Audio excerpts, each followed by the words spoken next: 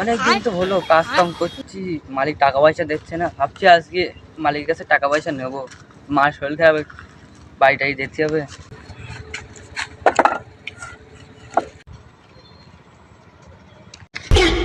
ওই তো মালিক আসছে মনে হয়, এবার যেতে হবে, পয়সা নিতে হবে।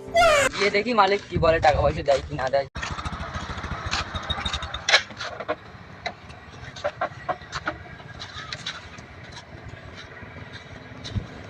ব্যবসা বাণিজ্য এখন খারাপ, ইট টিট কিছু বিক্রি হচ্ছে না। সেই শরীফুলটা এখন কোথায় গেছে? এই শরীফুলটা কই? কি রে, কাজ কাম বাদ দেখে শুধু ঘুমাচ্ছিস নাকি?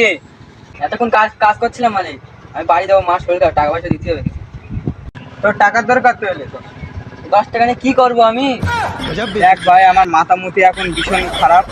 তোকে 3 বেলা 2 মুঠো ভাত খাত দিচ্ছি, তাই তাই নিয়ে 10 টাকা নিয়েই যা। ঠিক আছে, তোর কাছ তুই করগে, তোর বউ আর তুই করগে, আমি ভাই করলাম।